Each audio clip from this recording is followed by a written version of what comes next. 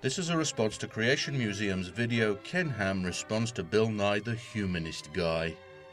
This in itself was a response to Bill Nye's Big Think video regarding the dangers of filling children's heads with nonsense that's too childish even for them. But before we begin, I'd like to point out that the organization that the individual I'm addressing leads has, in the past, been known to be somewhat less than ethical when it comes to suppressing the speech of those that dare to criticize the putrid vomit that they themselves choose to hurl across the arena of public discourse.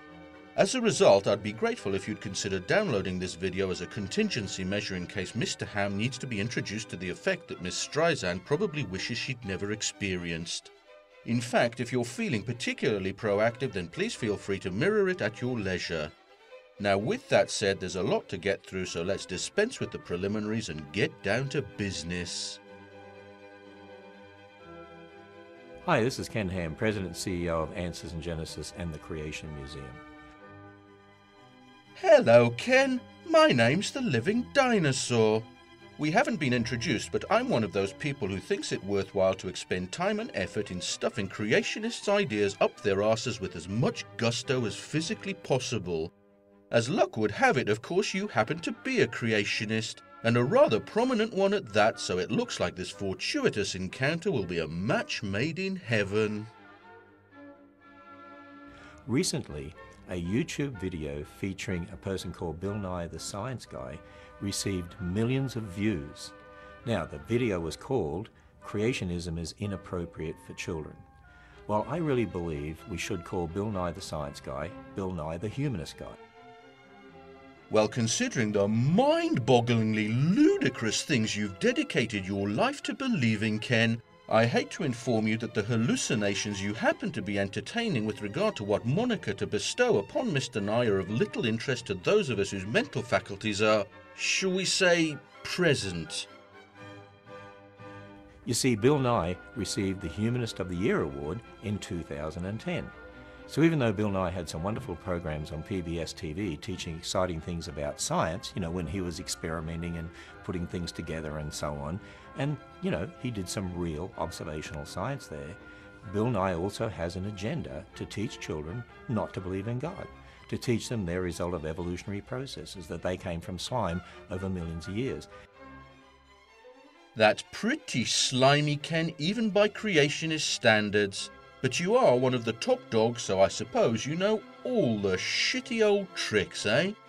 Putting aside your transparent rhetorical bullshit, it seems that you're either attributing to humanism a position it doesn't hold and then projecting that grotesque straw man onto Bill Nye, or deliberately misinterpreting what he said and dishonestly twisting it to fit your agenda. In reality, while secular humanism eschews the supernatural, as far as I'm aware, it has not and does not mandate that its adherents preach to anyone, much less than children, not to believe in God. You may not have noticed, Ken, but the insane fuckers on soapboxes in towns everywhere are almost exclusively of a religious persuasion, bent on spreading their particular flavor of fundamentalist disease and seldom rational atheists trying to cure it. Furthermore, to my knowledge, Bill Nye doesn't actively encourage theistic disbelief in minors either, and in the case of his Big Think video, he most certainly didn't. What he did do, though, is indirectly bring into question the existence of your God. More specifically, the one that created the world in 7 days 6,000 years ago, that murdered most of humanity in a global flood and that created the languages of the earth in an instant. And while he didn't say it explicitly, the implication was obviously quite clear to you that reality has all but conclusively demonstrated that your God doesn't exist. But that's hardly the same thing as asserting that no gods exist, is it, Ken? Because if you're clever enough to ascribe to your God properties that cannot be tested, then it cannot by definition ever be empirically disproved. If on the other hand you're stupid enough to insist that your God has properties that sound like they were dreamt up thousands of years ago by, I don't know, let's say ignorant primitive camel humpers, then that God can easily be dismissed as soon as it's determined that said properties are incongruent with physical reality. You know, Ken, like your God. As it happens, though, the majority of Christians and other theists aren't as dumb as you and your followers and don't believe in your God either. So when you say Mr. Nye is trying to teach children not to believe in God, what you really mean is that his promotion of reason and established science runs contrary to your Bronze Age beliefs, and while I can understand that you find it discomforting, all I can say in lieu of solace is, tough shit. Plenty of Christians have come to grips with the reality of these discoveries and incorporated them into their beliefs, and I'd strongly suggest that you take the time to find out how to do the same rather than wasting it defending the indefensible. Because not doing the former leaves you looking like a backward, doltish buffoon, and doing the latter is compounding the problem by turning you into a lying one. Now with that said, I'm going to do something that may seem a little strange to you, and that's keep an open mind. You see, I'm willing to acknowledge that I may have missed something, so if you can provide some actual verifiable evidence that Bill Nye has an agenda to actively dissuade people from their spiritual beliefs, I'd be happy to consider it. But if all you have is your word, which perhaps unsurprisingly means absolutely jack shit to me, then as far as I'm concerned, you can take your filthy little lie and stick it up your wrinkled, saggy Antipodean arse. In fact, Bill Nye really doesn't understand science. I mean, the word science means knowledge. And you can divide science into historical science, that's talking about the past, or observational science, that's the science that builds our technology. Yes. Well, it does appear you went a little OCD on this historical observational science bullshit, Ken, because you mentioned it a number of times in your video. I'm not sure whether that's the early onset Alzheimer's kicking in, or that you've convinced yourself it's some form of argument, but in either case I'm going to postpone its rectal reinsertion for the time being. That's because I've got a lot of ground to cover as it is, and so time is at a premium, and also because a pair of cranially confused monkeys from your R&D department also brought it up in the companion video to this one, and so have afforded me the opportunity to address it at a later date. But do rest assured that I fully intend to do so and will be mopping up the feces they've been smearing over their enclosure as soon as I'm done dealing with you. He says if you deny evolution to children, they're going to have problems because we need engineers. Well, wait a minute. Engineering and evolution? What has evolution got to do with engineering? I mean, Bill Nye himself actually is not a scientist. He studied mechanical engineering. It's both interesting and bemusing that you criticize him for not being a scientist, Ken, when it appears that you're not one either. I do realize that you hold a bachelor's in applied science, but if you think that qualifies you for anything other than being a bench technician, then allow me to disenfranchise you of your misconception. I know this because I've run numerous laboratories over the years and know from experience that there's a special word that people like you reserve for scientists, and that's sir. So while neither of you are qualified scientists, it's interesting to compare what you've done with your educations. You see, Mr. Nye has put his to good use and worked as a successful engineer, becoming a productive member of society. You, on the other hand, turned your hand to religion and worked diligently on separating the gullible from their cash, becoming a parasite clinging to society's member. Mr. Nye used his solid foundational knowledge and coupled it to his talent as an entertainer to educate the public about the quite spectacular vistas that science has spread before us. While you took that knowledge and coupled it to a talent for enticing credulous simpletons to open their wallets to gleefully defecate on the achievements and memories of people whose boots you're unfit to lick. Spot the difference, Ken? You see, it takes one kind of person to use a basic knowledge of a subject to inspire others, and it takes quite another to take the same rudimentary knowledge, callously discard it, and have the astounding arrogance to proclaim that he knows better than countless thousands of brilliant researchers who've dedicated lifetimes to studying the same subjects. Humility is just a collection of letters to people like you, isn't it, Ken? And as for what evolution has to do with engineering, well, we'll get onto that after we listen to what you squeezed out next. And he worked for Boeing at one stage. I hope he did not apply his evolutionary principles to any of Boeing's airplanes, because if he did, I wouldn't want to be flying in them. I don't want to fly in something that was built by chance random processes. What do you think, all the parts, just lay them out there on the runway and they come together or something? No, of course he didn't apply his evolutionary ideas to his engineering at Boeing, otherwise we'd be in real trouble. I'm not going to spend much time going over your grotesque straw man there, Ken, because I know you're more than aware of why your analogy is as flawed as a virgin after a gangbang. I'm sure you're aware that no one apart from a lying creationist turd would insist that evolution is a random process, because I'm sure that someone has at some point explained natural selection to you. And I'm also sure that you're aware that airliner parts don't reproduce with variation and so cannot evolve, and that no one has ever suggested that evolution occurs via the instantaneous assembly of disparate parts. Yet despite all this, you continue to make and attack this shoddy and deliberately inaccurate parody of evolution, presumably as a surrogate for all the legitimate arguments you simply don't have. As for evolutionary ideas in engineering, Ken, well, here's a prime example of how being in possession of an ego that can be measured in light years and a modesty that can be measured in plank lengths seldom results in someone looking like an iconic visionary, but instead like a supercilious bumbling fool. That's because it took less than a minute for me to find these papers on evolutionary algorithms in aeronautical engineering, algorithms that owe their existence solely to and are a validation of the theory of biological evolution. This leaves me pondering exactly how much time you put into thinking about the shite you spout, Ken, and whether you even bothered to consult those R&D monkeys of yours on the subject, assuming that they weren't too busy sniffing each other's arses to answer. Bill Nye is really implying that if we're going to teach children creation, that it's really a form of abuse, that creationism is inappropriate for children. Well, that's entirely a matter of perspective, isn't it, Ken? Because I don't think that Mr. Nye was saying that children shouldn't be taught about your fables as part of their upbringing or in a religious studies curriculum, but rather that your myths have no place in science class nor as an alternative to mainstream and essentially universally accepted scientific thought. Now, I'll mention that you're the one who brought up the emotive word abuse, not him, but since you used it, I will too. I personally fully endorse the concept that teaching children primitive and demonstrably false myths as if they were fact, and then encouraging, even ordering them to discard the knowledge that has raised us from the filth of our ignorance to the acme of our civilization, is abuse.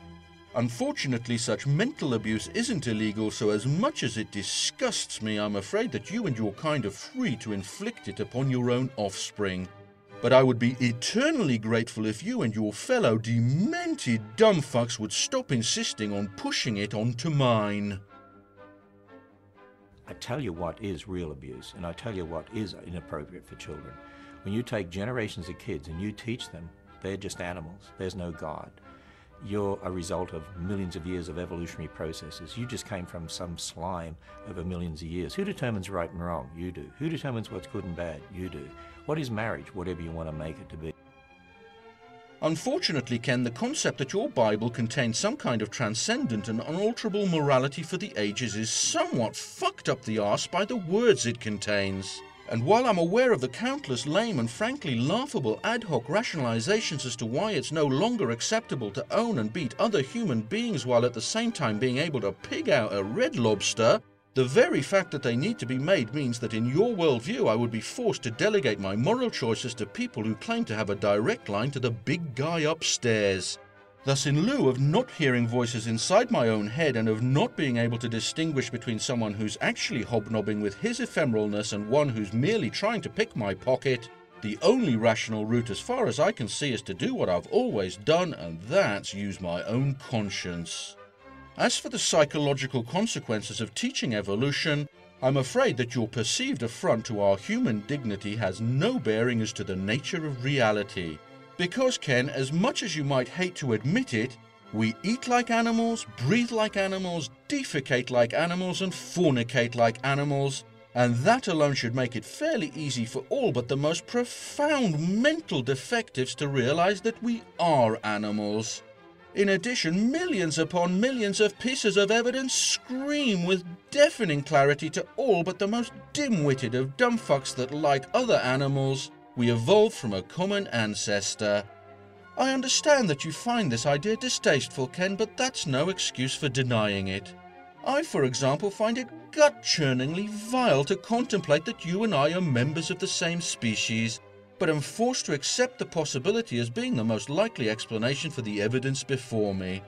The grown-up thing to do in such a situation is to swallow your pride, accept what's patently true, and find some way to deal with it like billions of others have before.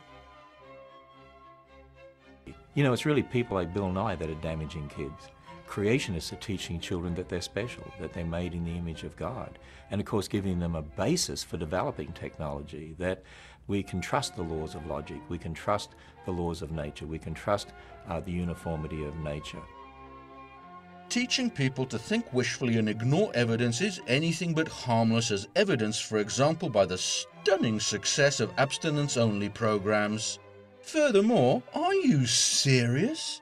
Are people special just because they're made in the image of God? Is that true for Jeffrey Dahmer, Ken? Or Ted Bundy? Or John Wayne Gacy? And what about conjoined twins, Ken? Or Down syndrome victims? Or ameliacs? Are they somehow less than special? And what about anuses, Ken? Does your God have one? And if so, why? Or nipples? Or genitals?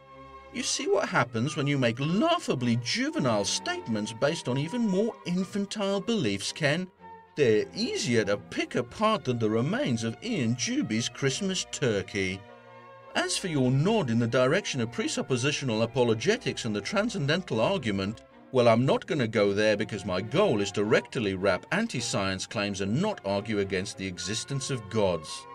Many excellent YouTubers far better equipped than I have handled these and other philosophical topics, and if anyone would like to learn more, they could do a lot worse than watching and subscribing to the user Know No More. With that said, I should point out that regardless of the validity of these arguments and whether such a being or beings exist, the unassailable bastion of evidence for evolution in an ancient universe overwhelmingly indicates that yours does not. Finally, I find your affirmation of the uniformity of nature quite a pleasant surprise because it provides me with an exquisite opportunity to use it to beat the living shit out of you. But first, let's take a break for a little light entertainment and listen to the hilarious thing you said next. And you know, Bill Nye really doesn't understand science. He's called Bill Nye the Science Guy. He doesn't understand science.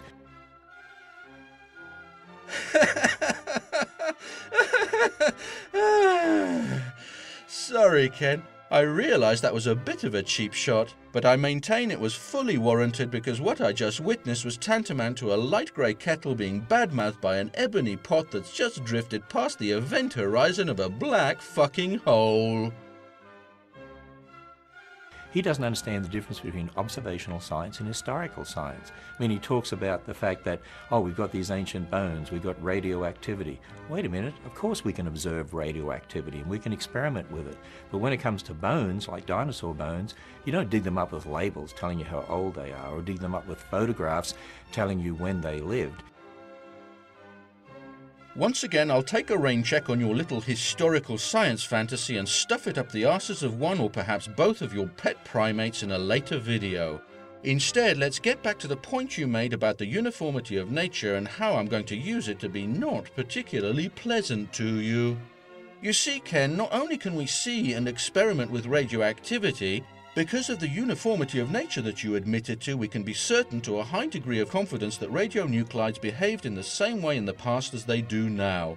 And in case you try and wheedle out of it by claiming you meant the past few millennia, centuries, decades, or whatever other timescale best suits your goalpost shifting, I'll point out that unlike your kind of assertions, this tenet of modern science hasn't been conveniently pulled out of someone's back passage but is supported by empirical evidence.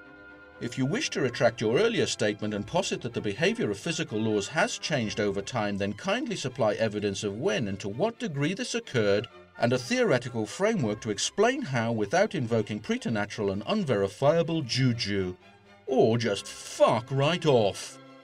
So with this established, Ken, it's an almost trivially simple task to accurately date fossils by measuring the appropriate isotope ratios in surrounding igneous layers and in some cases in igneous grains in the sedimentary strata themselves.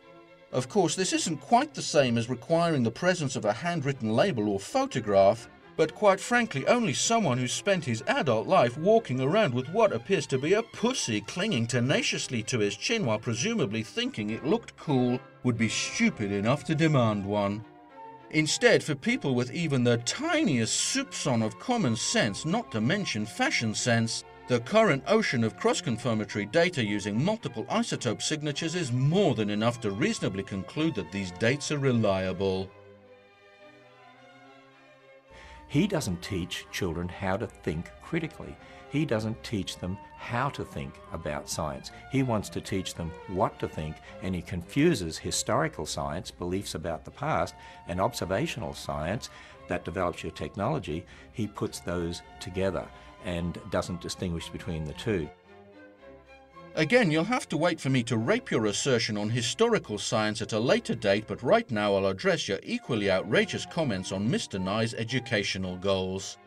I must say that I found this to be one of the most disingenuous parts of what is, by anyone's standards, one of the most insincere and duplicitous pieces of videography that's been flushed onto YouTube's server since Kenthoven was taken offline after discovering that not being entirely honest with the IRS is not the wisest rectal preservation strategy.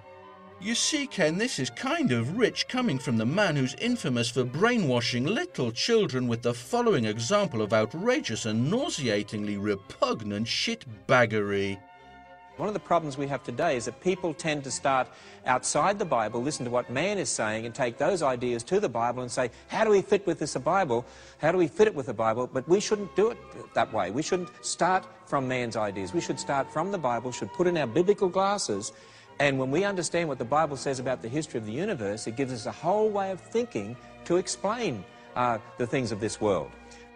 So for you to then criticize a nationally recognized educator for teaching children what to think rather than how to think, perhaps represents the scaling of the ultimate pinnacle of creationist hypocrisy, the zenith of the disregard for truth and decency to which you bastards can aspire. Not only did you take the cake on this one, but you scarfed it down like a gluttonous pig at a trough and then shat it out in the expectation that everyone would accept it as shinola. Well, unfortunately for you, Ken, I don't, and I'm here to point out where that repulsive stench is coming from. If evolution were true, I mean, it'd be so obvious to the kids that it's true, but it's not. The way to convince kids about evolution is you have to do what Bill Nye the Humanist guy wants.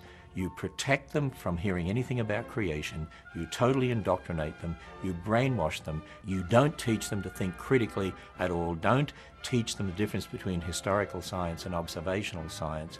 You just want to make sure they only hear about evolution, and that's it. Once again, ignoring your almost morbid fascination with historical science, allow me to point out another sign of your tenuous, if not non-existent, grasp of reality. That is your inability to recognize the utter banality of your assertion that evolution can't be true because it's not intuitively obvious to children.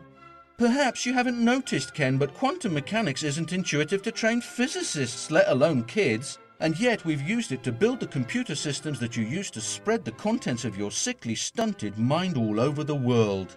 I could, of course, mention countless other concepts, but I think I've made my point. If I didn't know any better, I'd have to conclude that this apparent attempt at an argument was a joke, but since I do know better, I realize that the only joke involved is you.